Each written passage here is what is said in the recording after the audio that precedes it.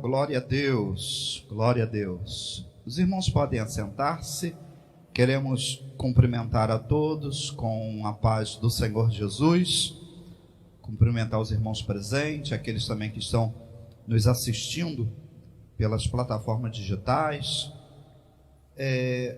Hoje nós queremos trazer uma palavra bíblica com base na geografia bíblica e aplicar essa palavra com base na geografia bíblica à nossa vida diária. Hoje nós vamos falar sobre os 4 rios que saíam do Éden. Esse é o tema dessa palavra, desse culto matutino. Os 4 rios que saíam do Éden. O texto bíblico base está no livro do Gênesis, no capítulo 2, no versículo 8. Vamos ler o 8, pular para o 10 e seguir do 10 ao 14.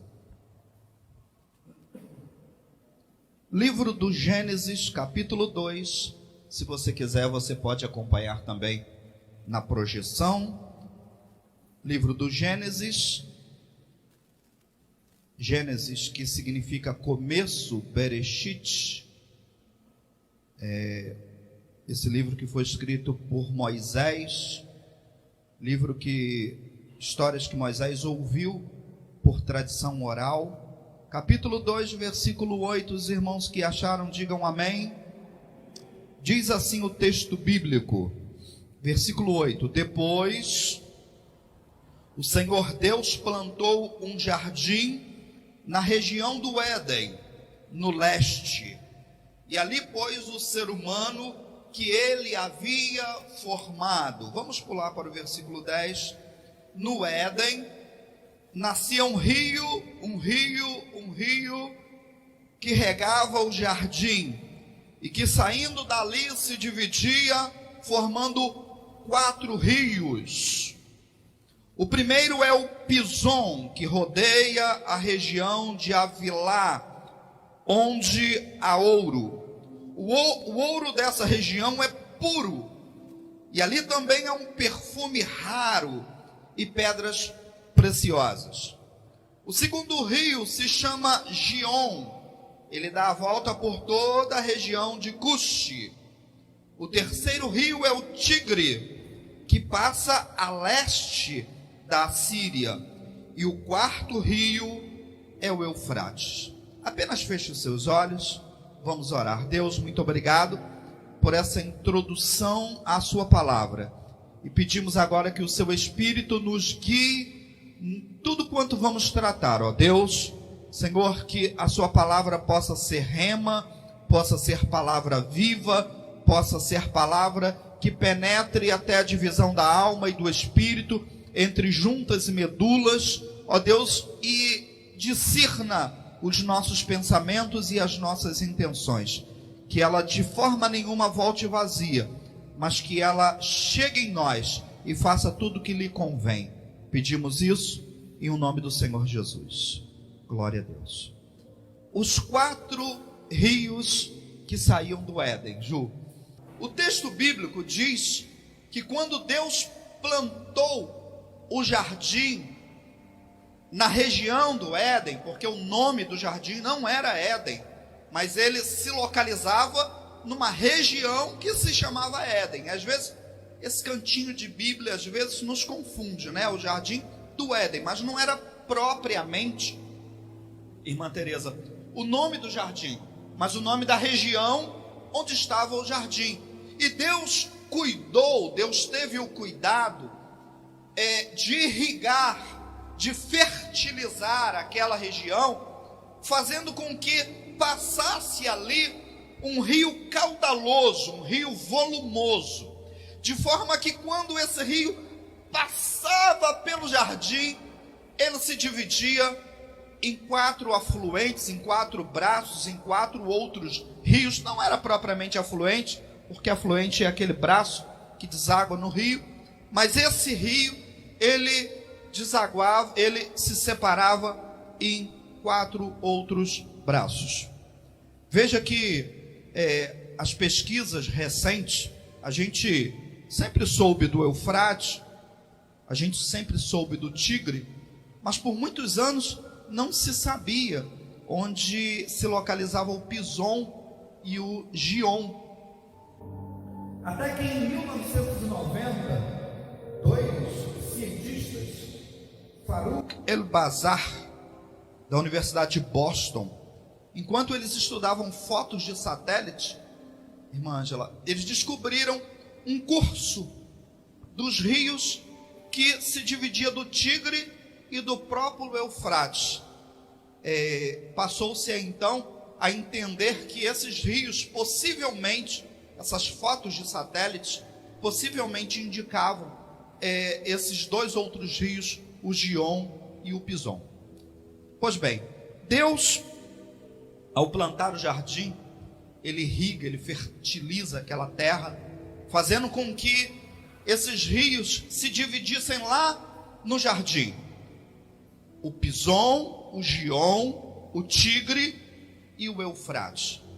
Mas o que significa, e esse é o cerne, a coluna, o ponto nervoso dessa mensagem, o que esses rios têm a ver com a nossa vida? O que esses rios do Éden nos ensina? Por que o Gion, o Pison, o Tigre e o Eufrates é tão importante ao ponto de nós pararmos numa manhã de domingo para pensarmos nele, Ju? Eu já abri essa mensagem dizendo, Tamires, que eu quero aplicar a realidade desses rios à nossa vida, Carminha. Veja que quando nós falamos no rio Pison, o versículo 11 diz, acompanhe comigo, o nome do primeiro é Pison, este é o que rodeia toda a terra de Havilá, onde há ouro. Pison, essa palavra Pison, ela remete literalmente à palavra aumentar, a palavra espalhar. Veja que esse rio caudaloso chegava no Éden, dividia, e um dos seus braços era chamado de Pison, ou o rio que espalha, o rio que aumenta. E eu fico pensando que a nossa vida, Carlos, ela deve ser como o Pison. Aplicando bem diretamente, e essa é a ideia dessa mensagem, penso que assim como o Pison era aquele rio caracterizado por aumentar, por espalhar a fertilidade que vinha desse primeiro rio, assim também a nossa vida, ela deve passar pelo caminho do crescimento. Levante a sua mão assim comigo, levante a sua mão assim comigo num ato espiritual, você vai dizer assim comigo: eu preciso crescer e espalhar. Você pode dizer isso com toda a convicção, olhando para dentro de si. Olhe para dentro da sua alma, do seu espírito, para os seus sonhos, para os seus objetivos, para aquilo que você já planilhou na sua vida, e você vai dizer para você mesmo: eu preciso crescer e espalhar. Essa, pastor Edson, é a mensagem do Pison. O texto bíblico diz que ele rodeava a terra de Havilá, onde havia ouro. E esse detalhe é tão interessante, Talita, que Moisés, ao escrever, ele abre um parênteses na narrativa dele, dizendo que o ouro de Havilá era um ouro puro, melhor que havia, Conceição. E o que isso me ensina? Esse rio, esse rio que circula, faz assim comigo, olha, essa expressão assim, isso me remete a um círculo, a uma aliança. Veja que quando esse rio descia, ele margeava, ele fazia um círculo, ele rodeava a terra de Avilá, ou Avilã, e nessa terra havia uma preciosidade. Quer saber de uma coisa? Penso, Márcia, que a preciosidade da vida está nas alianças que fazemos. É isso mesmo, pastor Edson. Quando vivemos uma vida isolada, uma vida solitária, uma vida vazia, uma vida sem aliança, uma vida sem pessoas, essa vida você pode ir até mais rápido nesse caminho, mas tenha certeza que você não vai mais longe. O Pison me ensina que nós precisamos ter alianças. Só cresce quem rodeia a preciosidade. Só cresce quem tem aliança. Eu me lembro de quando eu estava separando esse esboço, eu fiz algumas adaptações para a mensagem de hoje, e me passou na cabeça quando Abraão estava solitário no deserto. Deus havia tirado, já preguei aqui inúmeras vezes sobre Abraão, e é um cara assim, fora da curva. Deus tira Abraão de uma metrópole. Deus tira Abraão de um centro. Ur dos Caldeus seria uma Nova York de hoje. Deus tira Abraão de lá e diz: Abraão, você vai para uma terra que eu vou te mostrar. Não vou te contar agora, segue o rumo, que no caminho eu te dou instruções. Abraão não obedece inicialmente a Deus. Falei isso aqui inúmeras vezes. Ele sai com seu pai, na verdade ele envolve toda a família dele. O pai dele toma a iniciativa de parar em Harã. Em Harã eles fixam residência, moram por anos em Harã, até o falecimento do pai de Abraão, até que quando o pai de Abraão falece, Deus novamente fala com Abraão e diz: Abraão, tinha te falado já, rapaz, sai do meio da sua família, vai para uma terra que eu vou te mostrar. Agora, depois de anos, Abraão, nessa segunda chamada, ele obedece à voz de Deus, pega Sarai, pega Ló, vai para a Palestina, e os anos se passam, Abraão morando num deserto, Abraão morando em tendas, Abraão vivendo uma dificuldade enorme. E quando a gente chega nessa narrativa bíblica, no capítulo 14, Abraão está ali desolado, um homem sem fé. E a gente normalmente imagina que o Abraão já tinha nascido com fé. Na realidade, esse é um momento da vida de Abraão onde Deus estava construindo a fé naquele rapaz. E essa construção, pastor Ezio, às vezes passa pela descrença. Isso é interessante. A construção da fé passa por momentos de descrença. Porque às vezes a gente, Thalita, está descrente de tudo. E aí Deus intervém na nossa vida e a gente vê o agir de Deus naquele momento de descrença. E essa fé, ela é despertada em nós. Então isso é, mesmo sendo paradoxal, isso é uma realidade bíblica. Abraão está nesse momento de descrença na vida dele, sem enxergar as providências de Deus, sem enxergar as promessas de Deus. Capítulo 14 do Gênesis, está morando em tenda, sem ter nenhum herdeiro, e a promessa de Deus já havia vindo na direção que ele teria uma família gigantesca, uma família próspera, abundante, filhos, netos, bisnetos. Mas agora Abraão se vê sozinho, isolado, e Deus desolado no deserto. A gente vira a página e chega no capítulo 15.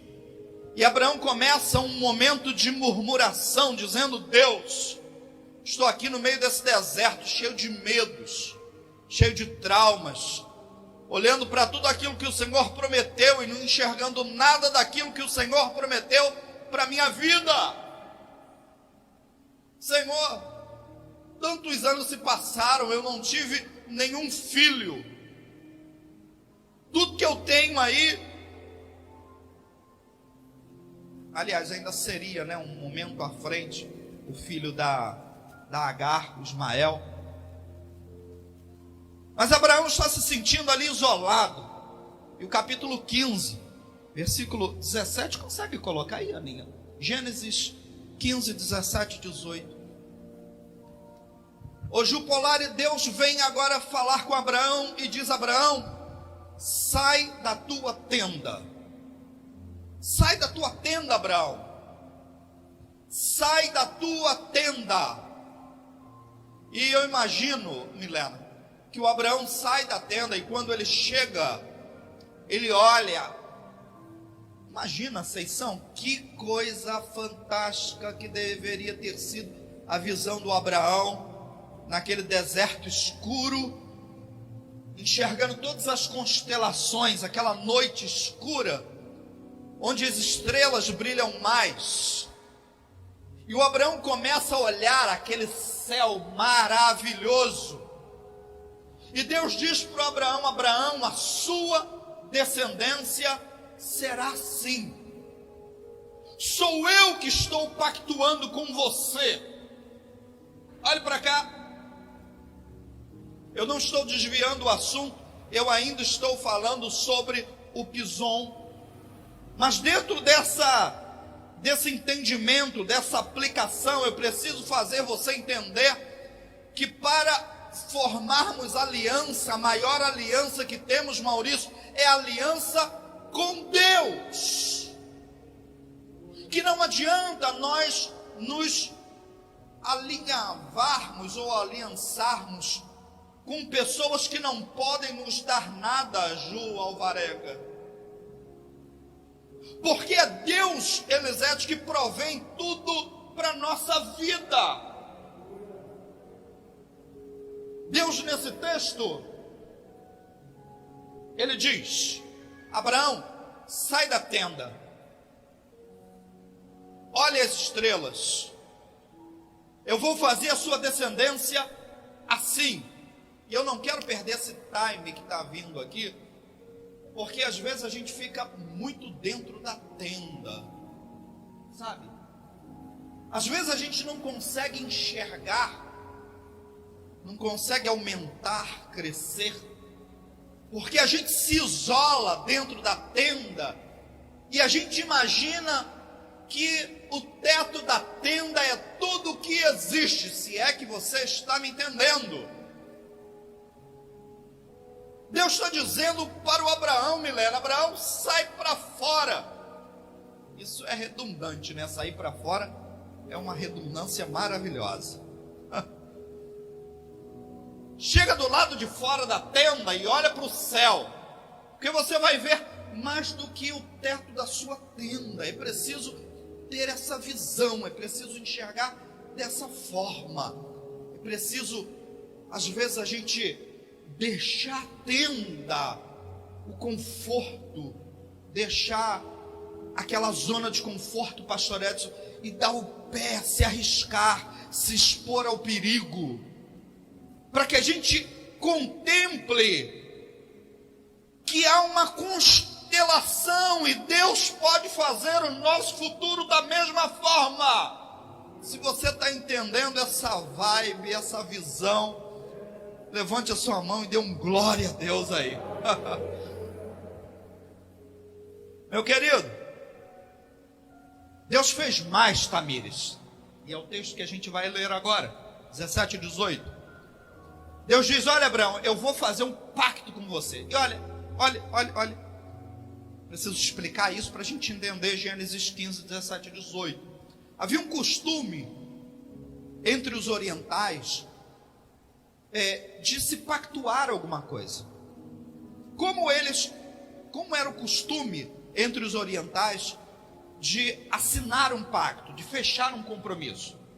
Quando alguém ia viajar, ia sair, pastor Edson, e deixar os seus bens na mão de outro, ele colocava o bem, tá? Colocava o bem aqui, e uma pessoa ficava de um lado, e a outra pessoa ficava do outro. E aí, o de cá passava para lá, e o de cá passava para cá. Isso era uma tradição, uma forma de se fazer um pacto, um compromisso, de que agora aquela pessoa estava fazendo uma aliança, aquela pessoa estava de posse, aquela pessoa estava ali compromissada em cuidar dos bens da outra pessoa. Isso era um costume entre os orientais. O que a gente vê no Gênesis 15, 17 e 18 é uma reprodução desse costume dos orientais. O texto diz assim: e sucedeu que, posto o sol, houve uma escuridão, e eis um forno de fumaça e uma tocha de fogo que passou por aquelas metades. Deixa eu explicar aí os versículos antecedentes, porque Deus havia mandado a Abraão, faz um sacrifício, e eu vou fazer um pacto, uma aliança com você a partir desse sacrifício. Coloca aquilo que representa o bem, coloca aqui, Abraão. Sou eu que estou fechando esse pacto e esse compromisso com você. Eu disse que você vai crescer e você vai aumentar, e não acontecerá outra coisa senão o que eu disse. Quando nós chegamos no 17, 18, Toninho, naquele mesmo dia, fez o Senhor com letra maiúscula, Yahvé, Jeová, ali é o nome de Deus. Naquele mesmo dia fez o Senhor uma aliança com Abrão, dizendo: a sua descendência tenho dado a esta terra, desde o rio do Egito, o Nilo, até o grande rio Eufrates. Veja que o próprio Deus, ô Ju Polari, faz essa aliança, esse pacto com Abraão, dizendo: Abraão, eu disse que você vai crescer, eu disse que você vai aumentar, e ainda que hoje, nesse momento, nessa circunstância, você esteja morando em tenda, ainda que você esteja medroso, choroso, pensando que você está sem nenhuma garantia de segurança no deserto, isso é o capítulo 15, né? Porque a situação ali, Cristiane, é uma situação de apavoramento. Deus diz: eu vou ser o seu protetor. Levante a sua mão assim comigo. Eu quero contextualizar esse texto bíblico e dizer que Deus vai ser o seu protetor. Que Deus te prometeu crescer, Deus te prometeu progredir, Deus te prometeu aumentar. E a gente precisa, nesse curso, nesse caminho, seguir confiante na direção de Deus, Maurício. Porque no caminho de Deus, assim como no caminho do Pison, você vai chegar em Avilar. Preciso entender isso. É preciso enxergar a vida, entendendo aquilo que de melhor, as preciosidades da vida. É preciso enxergar isso. E quando eu falo aqui em ouro, eu não estou falando unicamente em bens materiais. Quando eu falo em ouro aqui, eu não estou isolando uma casa, um carro, dinheiro em conta bancária, aplicações em FII, em fundos de investimentos. Porque os bens da vida, Carlos, é muito mais do que isso. Eu sei que não está próximo, e a gente não pode estar próximo, mas olhe para a pessoa que está aí a 2 cadeiras de vocês. Olha, Ângela, dá aquela olhada assim para o Antônio, assim. Antônio, dá aquela olhada. Eis a preciosidade. Eis a Elisete, aquela olhada para o Maurição assim. Maurição, olha a Elisete aí, ó. Eis a preciosidade. Vai lá, Ju. Olha o Carlão aí, ó. O Léo não tira o olho, Thalita. É preciso entender, pastor Edson, que Deus, nesse caminho do aumento, nesse caminho do crescimento, Deus nos tem dado ouro. E essa não é uma fala minha, essa é uma fala do pastor Edson, porque volta e meia eu ouço o pastor Edson dizer que quem tem família tem tudo. Essa é uma fala do próprio pastor presidente da Concrive. Se você tem uma família, você tem tudo. Sabe, Milena, Cristiane, Deus nos tem feito como Pison, aumentar, crescer e passar por esse caminho do crescimento. Quando a gente chega no versículo 13, o texto bíblico diz assim: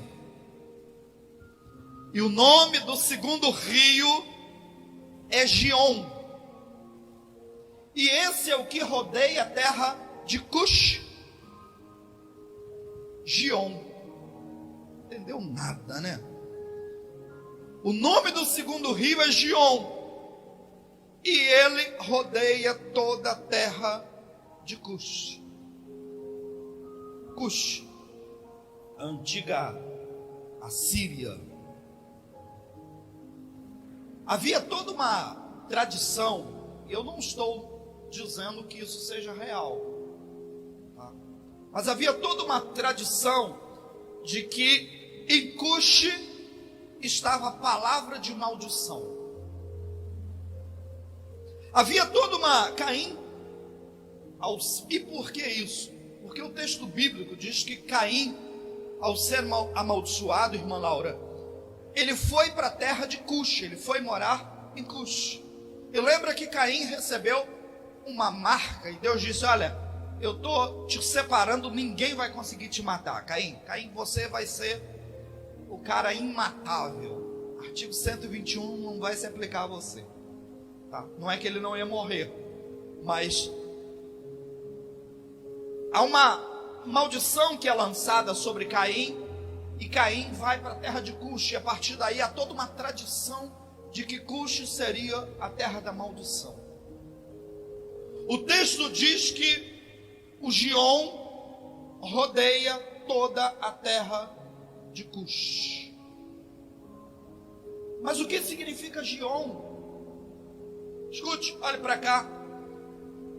O nome Gion significa aquele que irrompe, aquele que arrebenta as margens. Isso significa Gion, Carminha. Portanto, Tamires, Gion era aquele rio caudaloso que vinha, é ribanceira que é chamado, irmão Antônio? Aquelas margens, quando o rio faz a curva, chamado de ribanceira, não é? O Gion, ele ia arrebentando essas laterais do rio, pelo seu volume de água, pela sua caudalosidade, pela sua força, talvez até pelo aclive, imagino aqui. Ele ia arrebentando tudo pelo seu caminho, até chegar em Cush, a terra da maldição.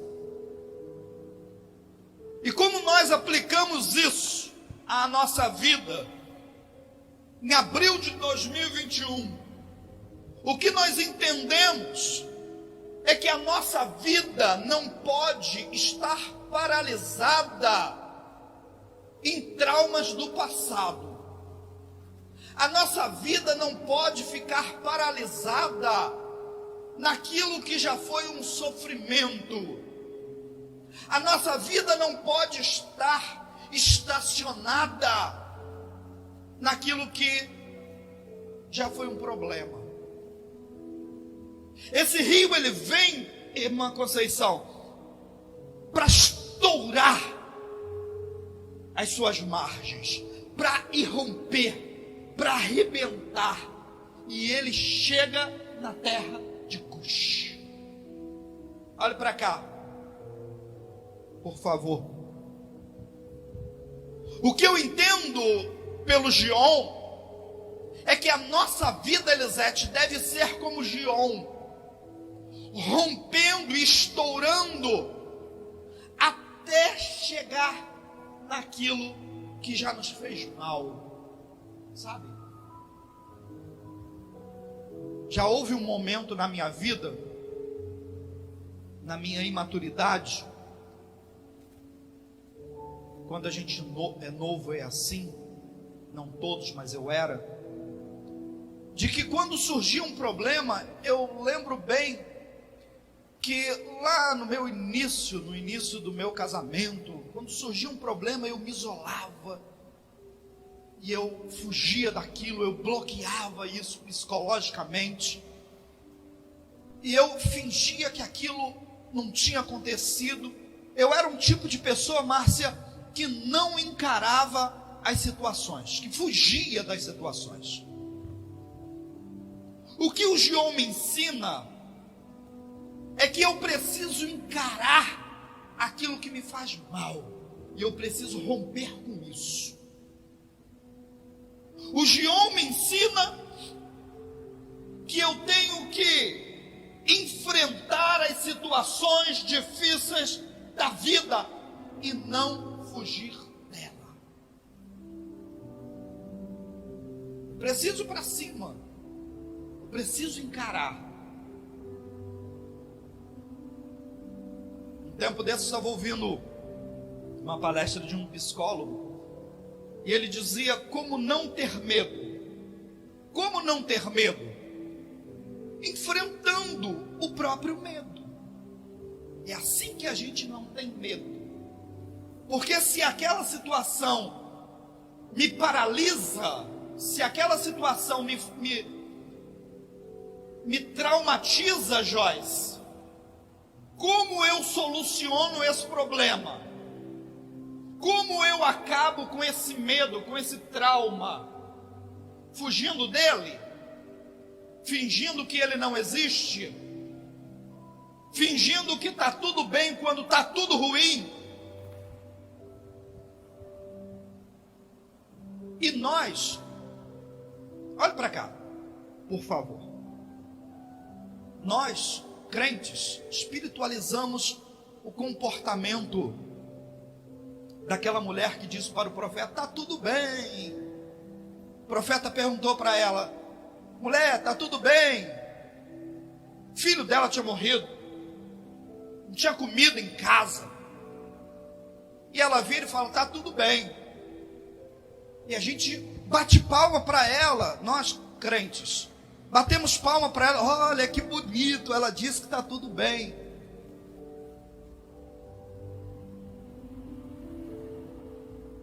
Comportamento rejeitável dessa mulher. Não está tudo bem, profeta. Eu estou vivendo isso. Tanto que quando o profeta chegou na casa dela, o profeta enfrentou a situação. O Gion me ensina que eu não posso fugir daquilo que me paralisa. O Gion me ensina que eu não posso tratar o que existe como se não existisse. Dario, se eu tenho medo disso, eu tenho que ir lá enfrentar aquilo, porque é o que vai resolver o problema, haja as consequências que houver. Quando, Aninho, Atos 21, versículo 10 ao 14, Atos 21, versículo 10 ao 14. Esse contexto, esse texto, ele diz que Paulo estava em Jerusalém, intimidado. Aliás, desculpa, ele não estava em Jerusalém, ele ia para Jerusalém. E Ágabo, o profeta, disse para ele: olha, Paulo, Você vai para... E ele faz até... O Ágabo traz uma representação profética, porque ele pega um cinto, ele tira o cinto, amarra Paulo, prende Paulo, e diz: como esse cinto está te prendendo, assim te prenderão em Jerusalém. Se você vai para Jerusalém, vamos ler o texto, Atos 21:10. E demorando-nos ali por muitos dias, chegou da Judéia um profeta chamado Ágabo, e vindo ter conosco, tomou a cinta, o cinto, o cinturão, a cinta de Paulo, e ligando-se os seus próprios pés e mãos, ela prendeu Paulo, disse: isto diz o Espírito Santo, assim ligarão os judeus em Jerusalém o homem de quem é esta cinta, e o entregarão nas mãos dos gentios. E ouvindo nós isto, olha, os irmãos lá da igreja, rogamo-lhes, tanto nós como os que eram daquele lugar, que não subisse a Jerusalém. Paulo não vai, Paulo, pelo amor de Deus, irmãozão, não vai para Jerusalém. Mas Paulo respondeu: que fazeis vós chorando e magoando-me o coração? Porque eu estou pronto, não só a ser ligado, mas também a morrer em Jerusalém, pelo nome do Senhor Jesus. 14 último. E como não podíamos convencê-lo, isso é Lucas escrevendo, nós nos aquietamos dizendo: faça-se a vontade do Senhor. Carlos, Deus já tinha falado para o Paulo, já tinha colocado isso para ele ir para Jerusalém, mas Ágabo deixa claro que em Jerusalém ele iria sofrer, e o que ele faz? Eu vou enfrentar essa situação. Escute, olhe para cá. Nossa vida deve passar pela superação das desgraças. Eu vou repetir isso para você. A nossa vida deve passar pela superação das desgraças. É romper a maldição, é romper o problema, é encarar e ir para frente. Está vindo agora na memória um amigo, o Borelli.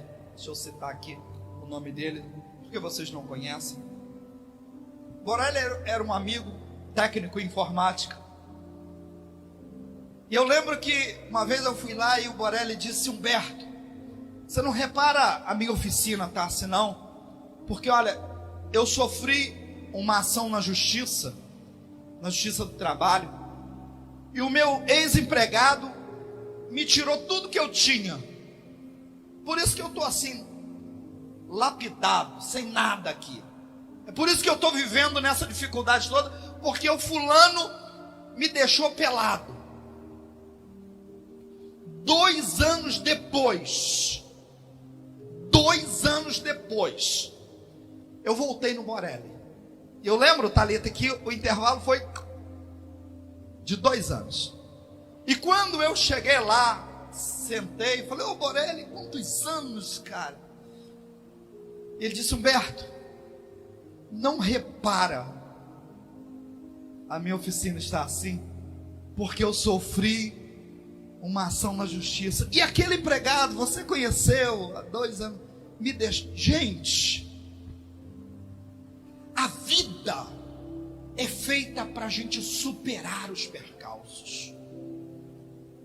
A vida é feita para a gente romper as dificuldades e ir para frente, e ir para frente, e ir para frente, e ir para frente. Eu não quero me delongar, eu já quero ir caminhar para o Tigre e o Eufrates para a gente fechar essa mensagem. Mas quero rapidamente. Eu estava na Polícia Militar de 1995 a 2001. E em 2001, e olha que com toda sinceridade, deixei muitos amigos na Polícia Militar, saí de lá no ótimo comportamento, não sofri nenhuma punição no meu tempo de Polícia Militar, punição disciplinar, tá? Mas vivi uma vida financeiramente muito minguada. E eu sempre, pastor Edson, eu entrei na polícia dizendo que a polícia seria um trampolim para mim. Eu lembro que eu precisava, estruturalmente, pensando na minha estrutura familiar, eu precisava dar aquele salto, e era o que eu queria.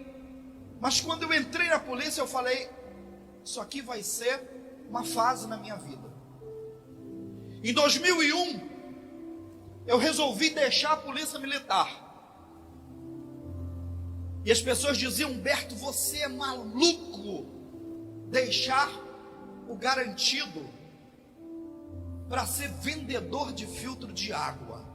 Talvez você também me chame de maluco. Em 2003, 2002 para dezembro de 2002, eu cheguei aqui na cidade, pastor Edson, sem conhecer quase ninguém. Cheguei aqui na cidade sem conhecer quase ninguém e comecei um trabalho vendendo filtros de água. Talvez você pense assim: mas Humberto, você deixou um emprego certo, ser funcionário público, para vender filtro de água. Mas a ideia central era a gente agir como Gion, crescer, desenvolver. E particularmente, eu lembro, pensando nos meus sentimentos, os dias mais tristes da minha vida eram aqueles dias em que eu chegava para tirar serviço, irmão Antônio, na Polícia Militar, pensando que eu iria ficar 24 horas sentado atrás de uma mesa sem fazer nada. Aquilo era horrível para mim. Aquilo era assim: o dia que eu ia tirar serviço era o dia mais frustrante da minha existência, porque os pensamentos, o que eu estou fazendo aqui? Eu poderia nesse momento estar produzindo, eu poderia ser produtivo nesse momento. Eu não estou dizendo para os policiais que estejam assistindo essa mensagem que o trabalho extensivo da Polícia Militar não seja necessário, não é isso que eu estou dizendo. O trabalho ostensivo é importantíssimo. No entanto, eu me senti assim. E esse sentimento em 2003 me tirou da Polícia Militar. Cheguei na cidade igual um furacão, vendendo filtros de água, montando equipes de venda. Peguei o nome Roquem aqui na cidade com pouquíssimos aparelhos de água. E em 2006, 2007, irmão Antônio, se vocês me permitem a total falta de modéstia, eu já era conhecido como Humberto da Roquem. Tínhamos aparelho de água espalhado, vendido por toda essa região. Gente vendendo, equipes de venda aqui, Rio de Janeiro, Três Rios, Leopoldina, Paraíba do Sul. Tocamos frevo nessa cidade. Em 2008, 2009, eu parei, e eu lembro que em 2010 eu estava na beira da praia, em Cabo Frio. Estava eu e o tio da Jussara, o Delci. E eu disse para ele, Delci, eu lembro disso perfeitamente, há 11 anos atrás. Eu disse: Delci, eu vou voltar a estudar, eu vou voltar para a faculdade, eu vou fazer direito e eu vou ser advogado. Isso foi 2010. 2011, me matriculei, começamos uma nova jornada, uma nova etapa. 2015 nos formamos, começamos a HP Advocacia. E em 2017, eu estava em Fortaleza, novamente. Eu acho que eu preciso de férias, Ju. Esses insights da vida acontecem geralmente quando eu estou na beira da praia, com o pé na areia. E os dois insights que mudaram o curso da minha vida foi na beira da praia. Eu preciso de férias. Eu estava em Fortaleza, na beira da praia, e eu pensei, gente, HP Advocacia, o que é esse trem? Quem é Humberto? Humberto é um Zé Ruela. Esse cara não é ninguém. Mas se eu formar uma sociedade, se eu subir em ombros de gigantes, eu acho que a gente pode ir mais longe. Voltei obstinado, Ju. Voltei com sangue no olho, babando pelo canto da boca. Lembro que procurei na época um amigo que havia acabado de formar, o Emanuel. Falei, Manu, o Pedro era alguém que tinha estudado comigo, vocês são, e o Pedro era fora da curva, sabe? O Pedro é aquele cara assim, eu para entender o Pedro, às vezes eu tenho que ouvir, é sério, eu tenho que ouvir 3, 4 vezes o áudio do Pedro para eu entender o que o Pedro está dizendo, sabe? O Pedro é aquele cara assim que às vezes a gente está no escritório, Pedro, como é isso? E ele tem aquela sacada, o Pedro é um cara fora da curva. E eu não acreditava, Ju, que o Pedro ia fazer qualquer sociedade com a gente, porque na época o Pedro falava em estudar para magistratura, Instituto Rio Branco, que é um instituto para embaixadores, para embaixada, enfim. Cheguei e falei com o Manu, isso foi 2017, Manu, vamos conversar com o Pedro, ainda que a gente faça uma sociedade intelectual, ainda que a gente só traga os nossos nomes e cada qual tem o seu escritório. Fizemos em fevereiro de 2017 a primeira reunião na casa do Pedro. Para minha surpresa, o Pedro comprou a ideia. E eu falei, meu Deus, em março daquele ano, estávamos formando uma sociedade com 3 advogados. No mês seguinte, conheci o doutor Wilker, também tinha acabado de formar, e estava procurando um escritório, um outro rapaz, assim, fora da curva, faz direito penal, faz crime, e como o Pedro já estava fazendo uma pós em tributário, o Emanuel em direito empresarial, eu em direito do trabalho, processo do trabalho, e o Wilker, direito criminal, eu falei, pronto, fechou o trio Parada Dura. Em março daquele ano, de 2017, fizemos uma primeira reunião e tínhamos um problema, ninguém tinha, eu era, assim, com toda a falta de modéstia, irmão Antônio, eu era o cara que estava ganhando um pouquinho mais de dinheiro na advocacia, mas o Pedro estava começando, o Manu não tinha dinheiro para comprar uma cadeira. Eu lembro que as primeiras reuniões, Humberto, a gente não vai ter dinheiro para comprar o mobiliário, não vai ter dinheiro para pagar o aluguel de uma sala. E o Pedro, visionário, disse, olha, nós temos que ir para um centro executivo, não vem com salinha nós vamos para um centro executivo. E o Pedro já naquela semana já apresentou uma logo do Partenon e montou toda a estrutura. Em julho, 24 de julho de 17, fomos para o Le Quartier. Queridos, para eu fechar essa história, porque aqui eu estou falando de romper, de crescer, de vencer obstáculos, é disso que eu estou falando. Hoje, se vocês é difícil falar da gente mesmo, eu falo com dificuldade, mas somos reconhecidos hoje como um dos melhores e maiores escritórios de advocacia da cidade.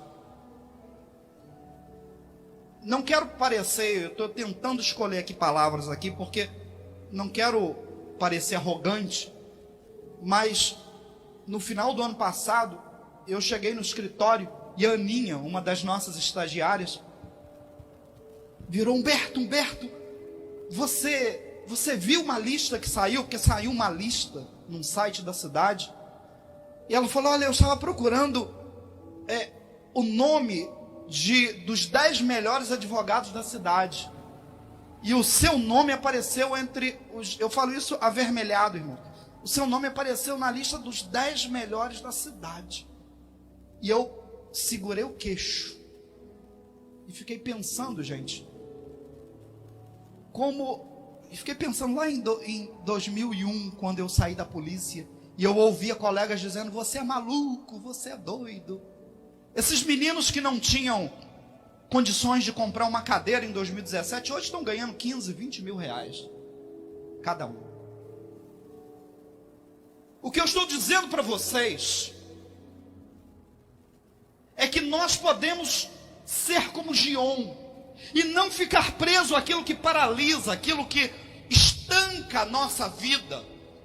Nós podemos ir à frente e crescer, mas para crescer é preciso sair da tenda, é preciso olhar o céu. Para crescer é preciso romper as margens. 14. O nome do terceiro rio é Hiddekel, Tigre. Esse é o que vai para a banda do Oriente, da Síria. Tigre, ou Hiddekel, significa rápido, aquele que vai. Fala comigo assim: rápido, aquele que vai. Fala de novo: rápido, aquele que vai. Rápido, aquele que vai. Olhe para cá. As oportunidades não são para quem fica titubeando: eu vou ou não vou, eu faço ou não faço. As oportunidades, como tigre, são para aqueles que agem rapidamente. Acabei de ler um livro, Ju, Mundo VICA. Ele fala sobre crescimento exponencial. VICA é uma sigla: mundo volátil, incerto, complexo e ambíguo. Isso significa VICA. E o escritor do livro falava sobre o crescimento exponencial, porque até então, irmão Antônio, nós crescíamos linearmente, não é assim? Hoje as coisas não crescem mais linearmente, as coisas explodem. O crescimento é exponencial. E se você perder esse time desse crescimento exponencial, você perde o time da própria oportunidade. Para a gente terminar, para a gente fechar, o Eufrates, versículo 14. E o quarto é o Eufrates. Eufrates significa frutífero, bom e abundante. No Eufrates não fala nem que vai e nem que fica. No tempo do Eufrates, sua vida vai ser tão... Escute isso, eu estou terminando agora. No tempo do Eufrates, sua vida vai ser tão abençoada que tudo que você plantou vai nascer. Eu vou repetir isso para você. No tempo do Eufrates, sua vida vai ser tão abençoada que tudo que você plantou vai nascer. Nesse tempo, a bênção não vai e nem fica. Ela é um kairos, um tempo espiritual. Fique de pé, por favor. Fique de pé. Olha, os rios apontam por onde a vida deve passar. E esse é o final da mensagem. Aumento. Ir atrás dos seus sonhos. Lutar e conquistar. Força. Romper com os obstáculos. Superar as desgraças. Rapidez. Não procrastinar. Não deixa para amanhã. Fazer o que é preciso ser feito. E por último, abundância. Viver no fluir da bênção. Feche os seus olhos. Feche os seus olhos. Deus, muito obrigado. Obrigado por esta palavra. Que a sua bênção esteja sobre nós, em nós e por nós. E que a nossa vida seja como esses 4 rios que saíam do Éden. Ó Deus, que corriam em torno da riqueza, do aumento, do crescimento. Esses rios que rompiam aquilo que paralisava, a maldição. Esses rios que eram rápidos, o rio da abundância, o Eufrates. Obrigado, Deus. Que a nossa vida seja um retrato desses rios. Em o nome do Senhor Jesus. Amém. Glória a Deus.